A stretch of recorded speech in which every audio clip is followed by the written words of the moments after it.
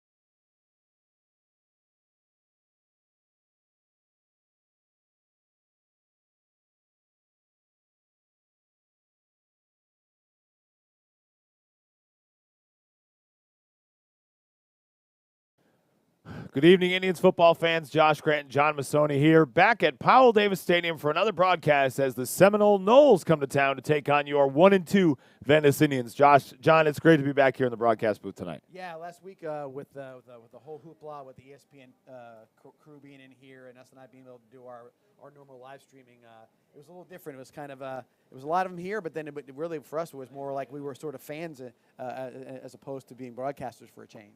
What was the atmosphere like? As I wasn't able to make the game in person, what was the atmosphere like? I saw they had the big cranes out and they had it looked like there was some really cool stuff. It's funny how but I think as much as you don't want anybody to become desensitized or underwhelmed, but our crowd, our team in particular, really took it like in stride. There was nobody that was sort of starstruck or overwhelmed by some things. Probably the biggest thing that probably had people a little bit upset was they had to lift the little scissor lifts for their camera work. So there was some blocked views. Other than that, though, I think everybody was sort of taking it as it was, and if you watching the game up here, never felt as though the crowd was out of it or anything like that. I felt as though they were sort of into it, and I think the score kind of indicated that it was a game that really never got too far out of hand. And what a great night of exposure it was for the high school and the Venice community. Got a chance to see what how special Venice football really is. Well, I said to Coach Peacock, I said the Chamber of Commerce ought to give you a call because they got millions of dollars worth of advertisement right there. I mean, great shots of Venice Avenue and then just in general about the town itself. So really a phenomenal thing for the town as a whole.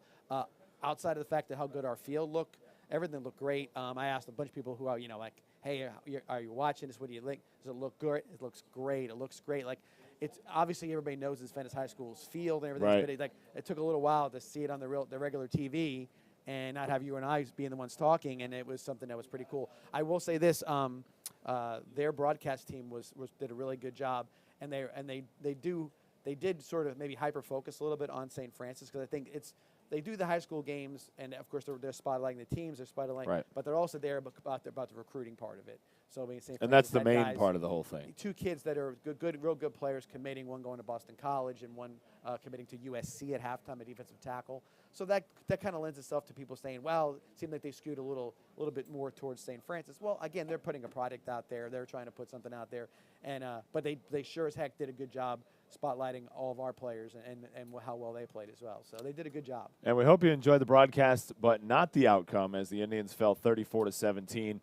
Took a 3-0 lead early, and to be honest, though, going into the week after the stumble the week before, or the 1-point win the week before, and how we've seen some inconsistencies, I thought the team played really well. They did, and and Coach Peacock came out and the coaching staff came out with a different plan on offense. And we'll talk about that. Yeah. We'll talk about that as we go forward. And so with a little bit of that, I mean, I always, you are what you are in a lot of cases, personnel-wise, and what you had to do with your team. But it was very interesting to see being able to adapt to that. And as far as everything else is concerned, I mean,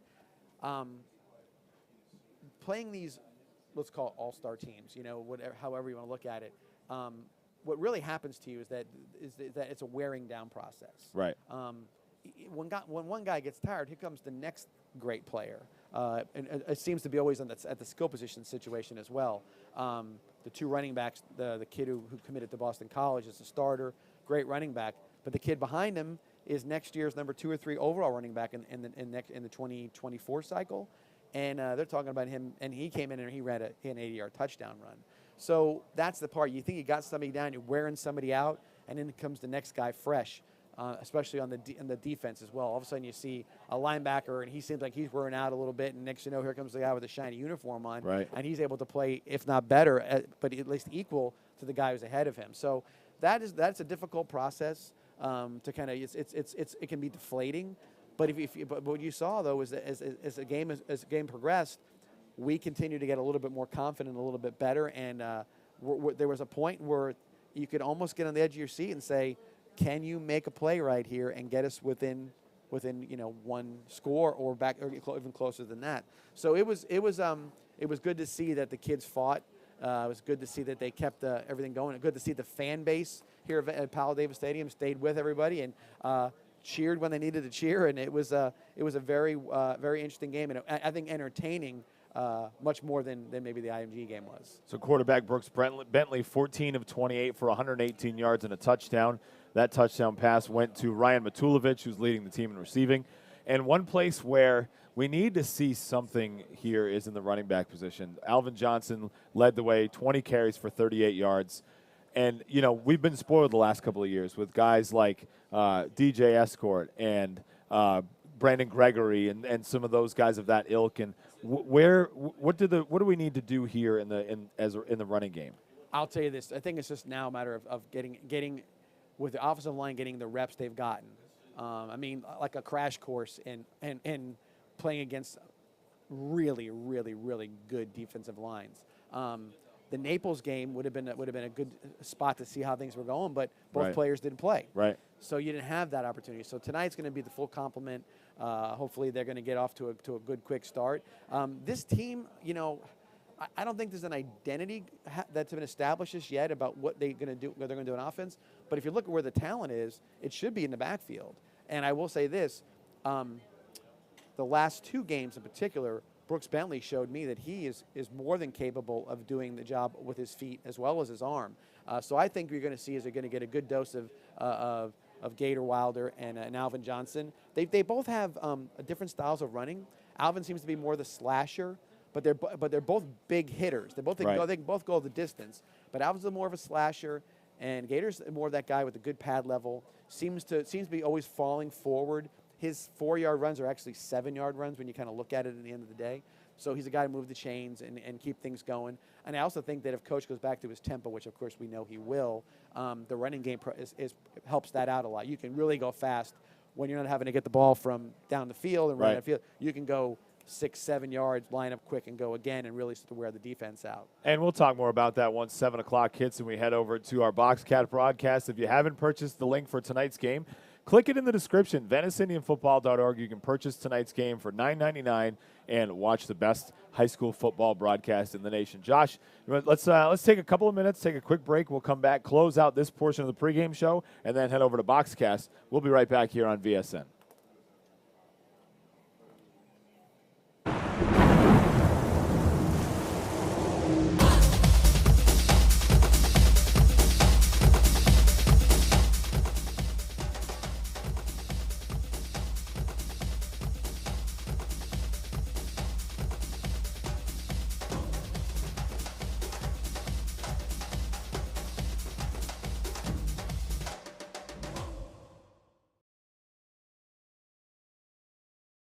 What does Douglas Jeep, Chrysler Dodge Ram, and Venice High Football have in common? The perfect team and the perfect lineup.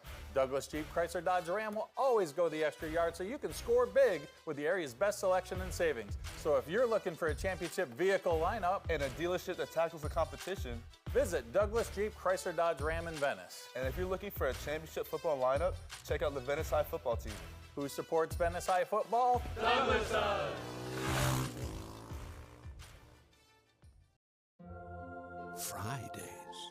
Fridays. It's almost like whoever named the best day of the week was trying to tell us to celebrate it with fries. Free Fries Friday at McDonald's. Ba-da-ba-ba-ba.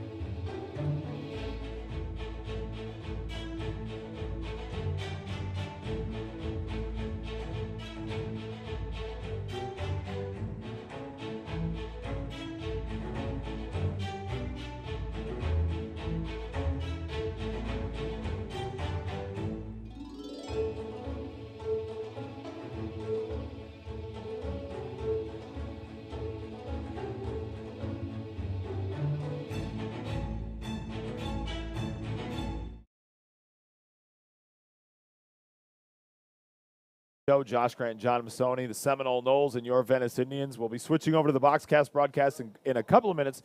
But, John, as always, your 3 keys to the game for victory for your Indians tonight. Well, first off, I kind of mentioned a little earlier, but tempo. I think tempo is going to be a big part of this.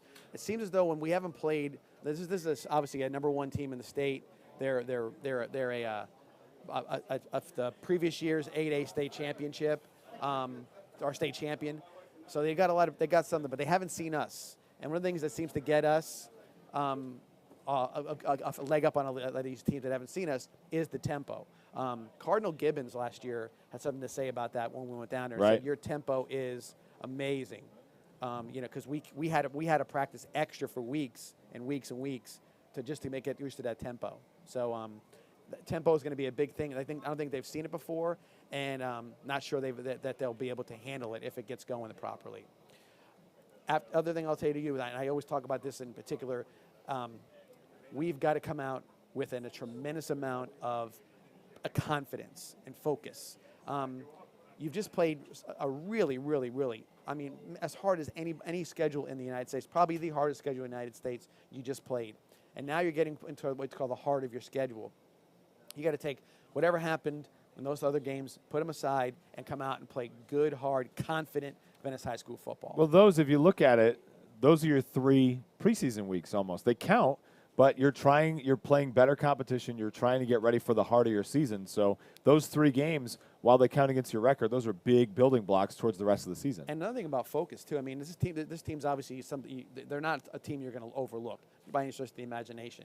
But you also next week, weather permitting, obviously, there's a big game coming up against Riverview. So you know that's the next thing that could be on people's minds. But I think this is going to be if you're focused and you can kind of sort of just compartmentalize what happened before and get focused on this side of things, then I think it'll be a really, really big plus for them, because I think they're on the cusp of getting themselves turned towards the right way in this season. And confidence is super important, but what I would like to see a little bit more of is energy. I'd like to see them come off the ball fired up. You get the entrance, and then it kind of, in my opinion, obviously, it kind of goes a little flat. I want to see these guys get up. I want to see them get up on the sidelines, get on their teammates, and really kind of get energized for this. I mean, if they're in the end zone right now, in the pile, jumping around, trying to get it going, I want to see more of that throughout the game. Yeah. And then I will say this kind of the same idea. I said, tempo, confidence, and they're all sort of in the same vein. But the other thing I'm looking forward to is the idea that they need to get off to a fast start. Yes. Okay. We can't sort of dilly-dally around and sort of get ourselves in a situation where we're sort of fall behind the 8 ball a little bit. We want to get out there and establish something. That doesn't have to be points per se, but it's got to be some confidence. The defense has to make a play. Offense has to make a play. Somebody makes to make a play. That way it's something that can really, really sort of propel them and get them going, because, again, you're coming off a loss. You got to get a fast start. You can't get into that malaise or that bad feeling. So, again, everything seems to be pointing towards tempo, fast starts, confidence, all things that you see normally from Venice High School football team. So before we head over to the Boxcast, the Venice Indian Football Golf Tournament coming up October 8th, just a couple of weeks away at Waterford Golf Club. Get your details at VeniceIndianFootball.org. I haven't had a chance of playing it, but always a great time. I'm going to try and get in this year. Always a great time by all accounts. Yeah, this goes way back. It's one of our bell cow fundraisers for the football team. It's only gotten bigger, better, and more fun every single year, it seems like, with additions of more sponsors and people who want to be involved. Coach Peacock, I don't know if it's for sure, but I will repeat his statement. Biggest and best, and biggest being the Withing Golf Tournament on the west coast of Florida. We have a full field every year. We've never really turned people away. Seems like we always get to the edge and we're right there at the number. Right. But again, it's something to behold. I had a friend come in one time from Arizona on a vacation. I'm like, hey man, you're here for the perfect weekend golf tournament, and he rolled up and said, "What is this?" He expected something, 90 people-ish. Right. And you see 216 people with 50 some volunteers and tents and you name it. It's quite a sight, and it's rare that people don't have a good time with it unless it's a weather issue. They always have a great time, and it's well done. And Waterford Golf Club has been the host for a number of years now, and they do a fantastic job for us. So to find out more information, go to VeniceIndianFootball.org. You want to purchase tonight's broadcast, we'll be switching over to Boxcast in just a couple of minutes.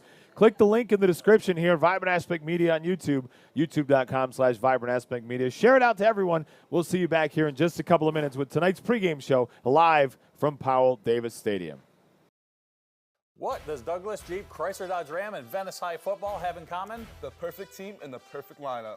Douglas Jeep, Chrysler Dodge Ram will always go the extra yard so you can score big with the area's best selection and savings. So if you're looking for a championship vehicle lineup and a dealership that tackles the competition, visit Douglas Jeep, Chrysler Dodge Ram in Venice. And if you're looking for a championship football lineup, check out the Venice High football team. Who supports Venice High football? Douglas does.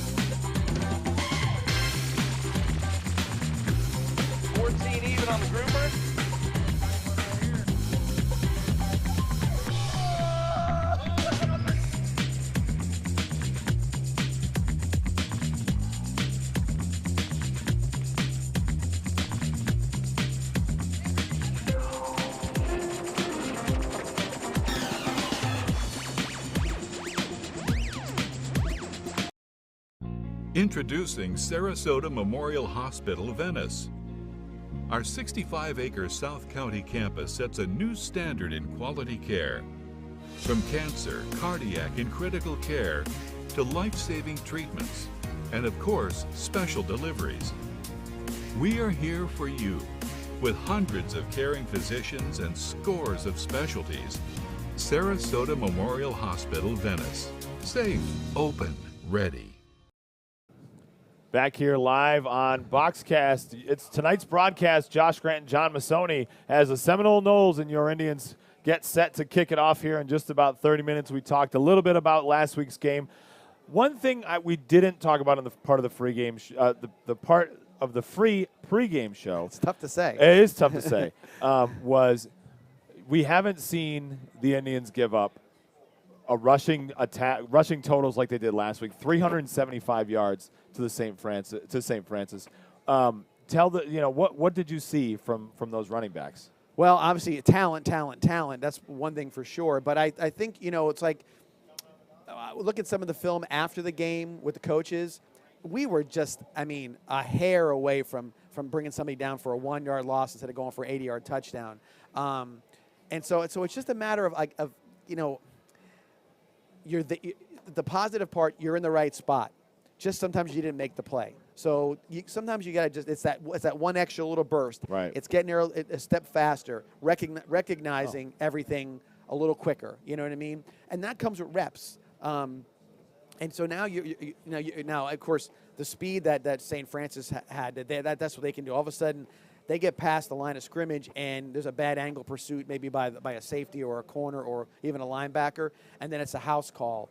Whereas I don't know if you'll see that happening on a regular basis from this point forward, that kind of talent, that kind of speed. But again, recognition, getting to the ball, and when you get there, make a play. Don't expect the other guy to make the play. Sometimes you see it's human nature. Right. Oh, my guy's got this guy. And then you pull up, make a half a step, and then he doesn't have him, and then now you're half a step behind because you didn't pursue to the ball as quick as you can.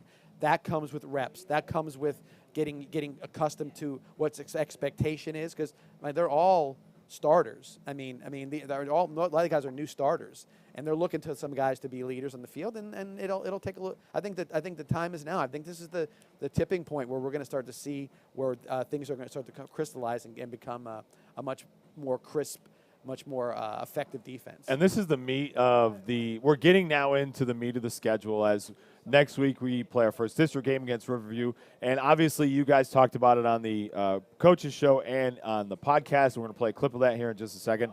Indians with one of the toughest, if not the toughest schedule in high school football. So let's hear John and Coach talk about that on Tuesday. Yeah, I think when you start the season and you kind of look at what you're trying to build and the goals that you're trying to set, and I think looking at our schedule, we've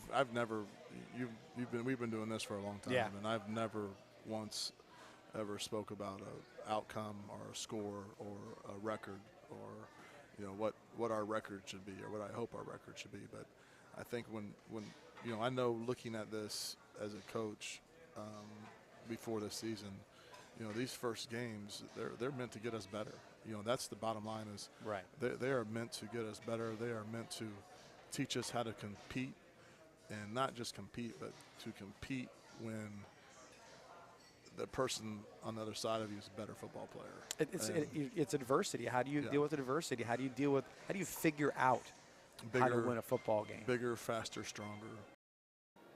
And as Coach said in that clip, a 1-2 record, number 66 in the nation, according to Max Prepson. Obviously tonight, not looking past Seminole tonight. Next week is Riverview. Right now, the game's still planned for Friday. The schedule will obviously change depending on the path of this storm that's on its way here at some point. Yeah. Currently, the forecast does look like it's going to affect us here on the West Coast starting late Tuesday, early Wednesday. The district plans to meet on Monday, so more information will be available through the school website, social media pages, and news agencies. If the weather does affect next week's game, how does that affect the planning here on out? Because then that might mean that next week's game moves to a Monday and then we play on a Friday. So how do you think that plays out? Well, that's going to be a difficult situation because you have to it's not so much about the planning part of it. I would say it's more about getting yourself the kids' bodies right. Recovery, exactly. Recovery is a big deal. I mean, when you're used to that week worth of recovery, and obviously every game we play is going to be physical. Tonight's going to be a very physical football game.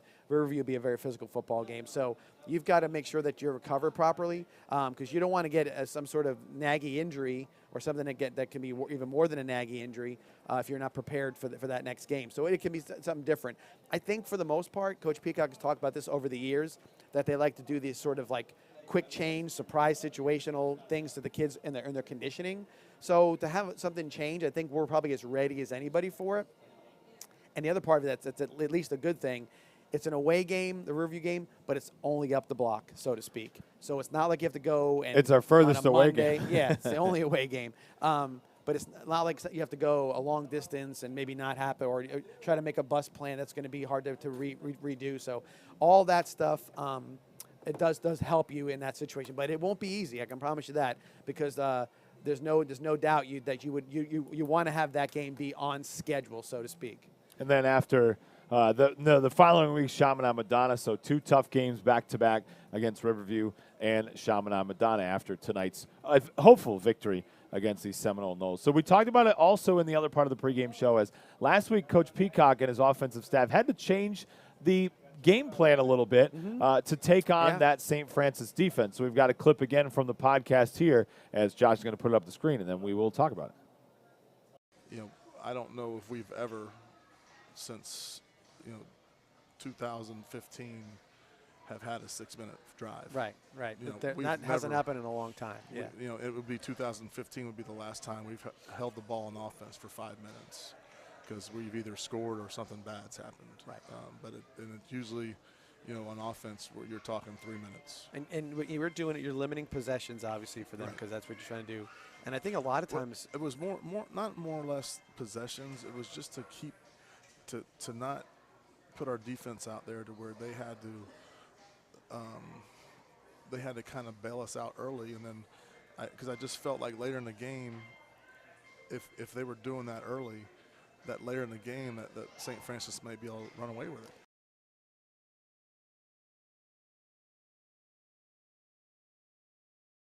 Like Coach said, that change in the offense was designed to not only keep the defense from getting overexposed against St. Francis, but to try and get something going so the defense isn't on the field for most of the night. Yeah, I mean, he Coach Shannon, I know, was appreciative of the fact that Coach Peacock didn't run tempo and gave his defense a chance to get a little bit of a break.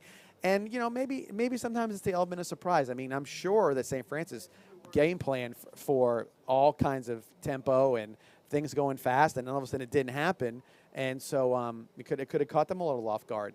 But it just proves that while as a coaching staff you have a style, or you have something you want to do, that every game is its own game. Every game is going to be something, and then you have to do some stuff that's you have to figure out some stuff for each game and your game plan for every team specifically. And in that case, it was a drastic change, but tempo was a big part of what kept that game close.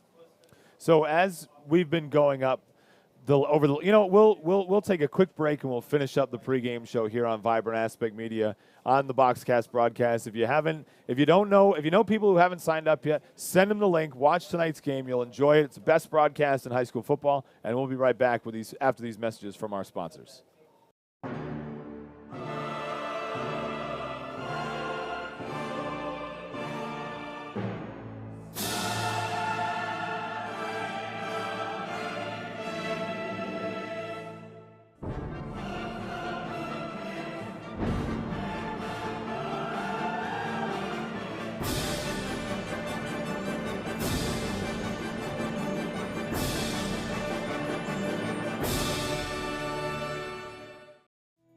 Tri-County Land Development, servicing the Charlotte, Sarasota, and Manatee areas for over 19 years.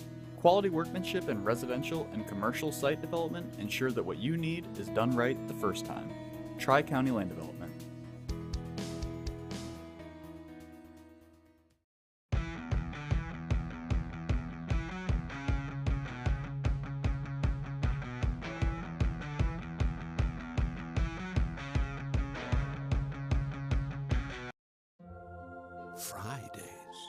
Fridays.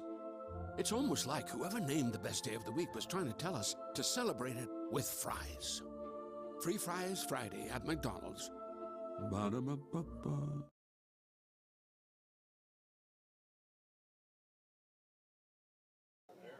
Back here on tonight's broadcast, thanks to all of our great corporate partners and local sponsors for helping us bring you this broadcast each and every week, brought to you by Vibrant Aspect Media. So, John, we've talked about the schedule and how difficult this schedule is and how the FHSA changing the playoff structure has kind of changed the way that a lot of coaches have had to think about it. And in the community, I've heard a little bit of criticism about why are we scheduling teams.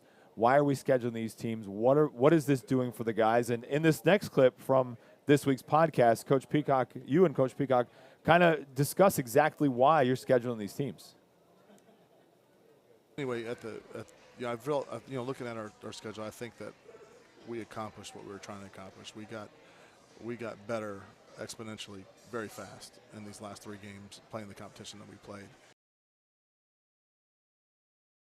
Thing that we've all talked about, John, is throughout this tough schedule is improving and getting better each week.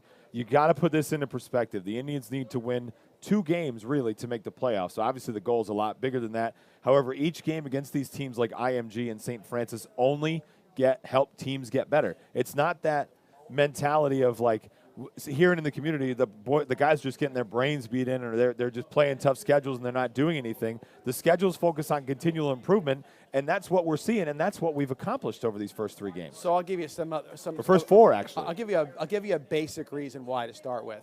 Basic reason number 1 is nobody in this area, or not everybody, a lot of people here don't want to play us. Right. I mean, Northport left the district to go play independent because they wanted no part of playing in our district.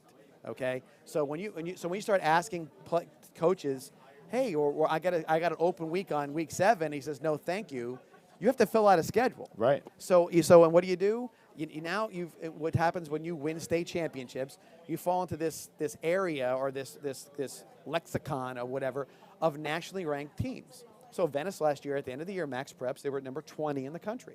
And so you say, okay, number 20 in the country, you're 8A state champion, you beat a bunch of teams from Miami, you've done all these different things, and all of a sudden there people look like, I don't want any part of that. So you've got to reach out to those people that live in that area, be it maybe a little higher area than you, like with IMG and St. Francis, but nonetheless, Seminole is an example. These guys want to play us. They're looking for competition.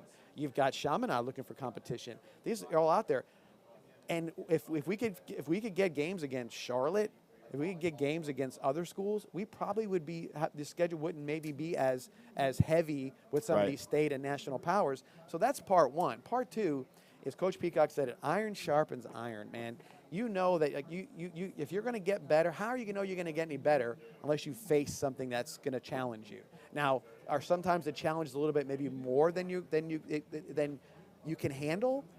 I think the answer is no. I mean, I think because if you come when you're out trying tonight, to get better, the challenge is never more than you can handle because you're always trying to continually improve. If you look at, I'll use college football as an example. You had powder puff games at the beginning of the year for college football forever. It was 2 or 3 games and then right into your schedule. That was the meat of your schedule, and you didn't know what you had until you played that game. Trust me, this is the meat of the schedule, and we know where we stand. We know what we can and can't, what we're capable of. Now it's a matter of executing it. So that's the other part of it. I know that. And another thing I'll say, too, is that looking at what we've accomplished, and I say we as a family of Venice High School, look at all the things that we've accomplished. You know, you don't get the sponsorships. You don't get all the things that we have at this high school without being able to put things out there. I mean, how excited were all of were certain sponsors or certain people to be on the field or whatever, see what's going on. When you got a big game where you're going to guarantee yourself anywhere between 2,500 and 5,000 fans on a regular season game. Those are kinds of things that work for you. And currently in the point system, that's how you get ranked for the state playoffs. A loss to St. Francis or a loss to IMG is worth more points than a victory over a much lesser team. And so you're looking to build points, you're looking to build confidence. There's a lot of pieces to it. I understand that it's kind of hard to come and say, well, my gosh, you know, we might finish 6-4 this year. Well, let's just say this. That parade we had back in the spring, there was no mention as to what the final record for Venice Indians were. All it said was state champions on it. Okay, state championship 2021. I think that supersedes whatever may have happened in week 2 or 3 in regards to how the fans feel. But I will think it does make a difference for the players to get that experience to win that last game. Right. So. And to play devil's advocate just a bit here, one of the prevailing arguments you hear from specific certain members of the community, and there is nobody in particular, is how are these players getting better? And my argument is they're getting more exposure by playing top-tier teams. They're getting better by playing a bigger caliber or better caliber of players on these teams, and that is only going to help them improve as they move forward in their collegiate career. Right. I'm going to give you a name real quick. Anthony Tanica, sophomore. Yep. Playing tackle for us. Let's just say that Anthony is learning how to block properly. Coach Butler, Coach Hunter, and a game that. And with those two guys, he is learning how to block properly. Yeah, right. And so what that situation is, maybe in a game with lesser talent, you could reach out and put your arm out and maybe block somebody, and you didn't have to get better. You realize that if you're not in the right position and doing your blocking properly, you're going to get run over, or your running back's going to get killed. And so those things right there, you say, well, you might be able to Cadillac your way through some things as a young guy. Maybe you're not, but now you've learned right now that how much better, how much sharper everything is when you do your job properly. You've learned that lesson, not from a coach yelling in your ear or you beating up the guy on the scout team in practice. You realize now, I did the same thing I did against the scout team guy, and that guy knocked me on my butt and made the tackle in the backfield. I can't not have my footwork right. I cannot have that. So now you're competing against the best of the best. You realize how I have to be, and that's gonna get grooved into your system in your brain.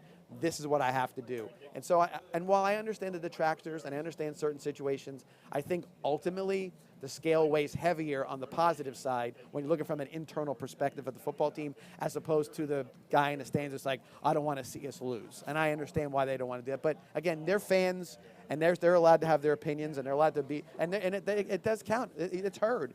But there is more. There's a distinct benefit to what's going on, and I think if you want to hang your hat on that, on the 20th ranking from last year, it didn't happen because you played a weak schedule. Right.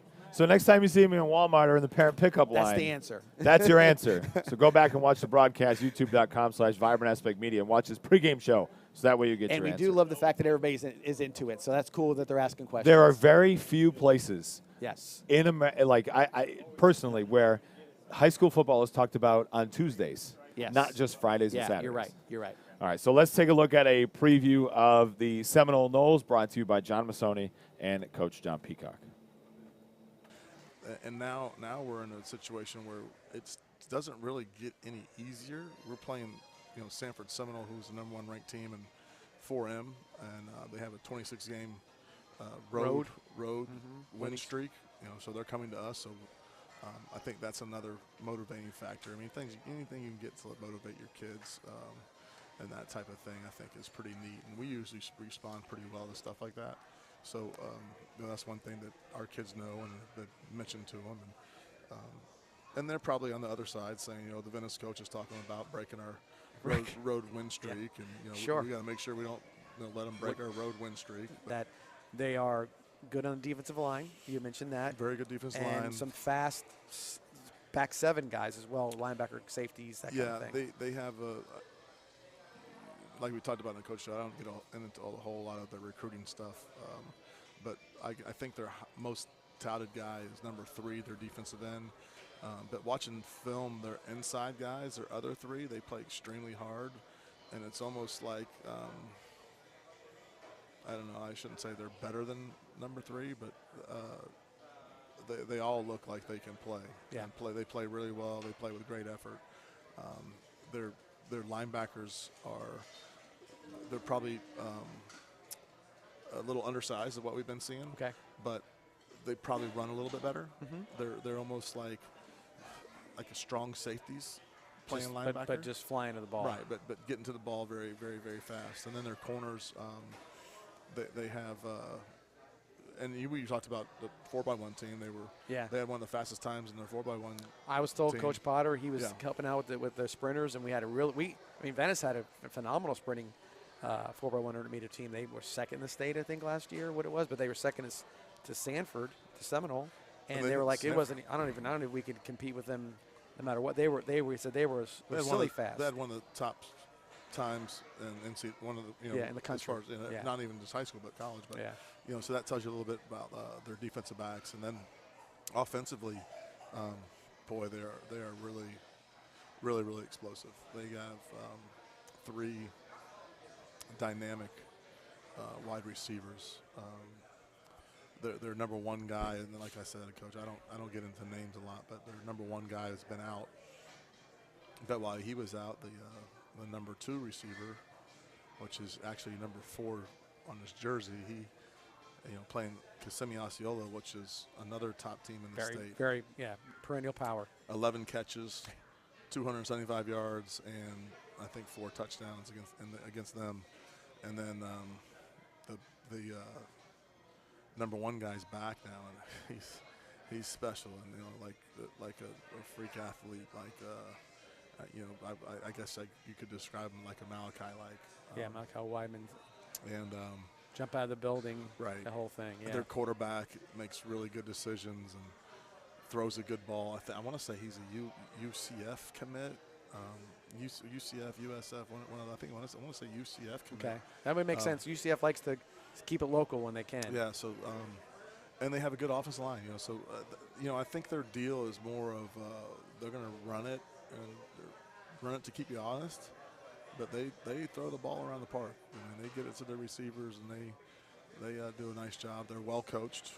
Obviously, you won a state championship in 2020. Right? Yeah, 20. We were 21. 20, and then last year, I can't remember exactly what happened. I thought it was an overtime loss, and they missed an extra point or something along those lines. And I can't remember, but I know Apopka beat them by 1. I think that was what happened, or was it? Yeah, I think it was Apopka that beat them. Then Apopka had to play. But it was late. Treasure Coast or something like that. Yeah, it was late in the game. Yeah. So no, I'm saying late in the playoffs. Yeah. Oh yeah. Yeah. So I want to say that the regional championship game possibly. That's what I'm it not was. 100% sure. I would be very. It was a regional, because the next game was Apopka and Treasure Coast, and that was state semifinals, and then we played Apopka. Because we were finals. We want to play anybody besides Apopka or Treasure Coast. So Seminole, a state powerhouse, won the state championship in 2020, fell in the regional final in that game versus Apopka last year. Their number 1 wide receiver, Darren Lawrence, who's a Florida State commit, caught a 6-yard touchdown pass from their quarterback now, Luke Rucker, who's a 3-star FAU commit, with 6.9 seconds left to tie it at 21. And then Apopka came right back in overtime and defeated the Noles 28-27. So there might be a little bit of extra motivation for both Rucker, Lawrence, and the rest of the Noles to beat the team who beat the team that took them out last year. Yeah, I think they were fully expecting to face Venice in the state finals last year, and then Apopka came in and with their style of play, which was difficult to adjust to even for us last year. And they sort of grinded it out and kept it close, and they managed to come out in an overtime win, which in our book was a pretty big upset at the time. So they've been without their number 1 receiver, Lawrence, for most of the season. Their number 2 is now their number 1, Michael Kay, 21 catches, 404 yards, and 5 touchdowns. He's got 5 D1 offers. You briefly talked about both the offense and defense. This should be a pretty good matchup between the two teams. In the clip from Coach Peacock, he talked about the defensive line. Having a stud defensive end and some defensive tackles that are really good. So you'd expect it from a team their caliber. They're going to have D1 players that are going to be well coached. You don't get to that level, and you playing in that area of the state as well without having good coaching and some really good players. We watched them, the West Oranges and the teams we played last year, Apopka being the last one, how good they were, and they for what they did, and knowing how good Seminole is. That's becoming sort of a hotbed for high school football again, like it used to be back in the 90s. So we'll take our final sponsor break. We'll come back with John's 3 keys to the game and the coin toss. You're watching tonight's broadcast only, brought to you by Vibrant Aspect Media. What does Douglas Jeep, Chrysler Dodge Ram, and Venice High football have in common? The perfect team and the perfect lineup.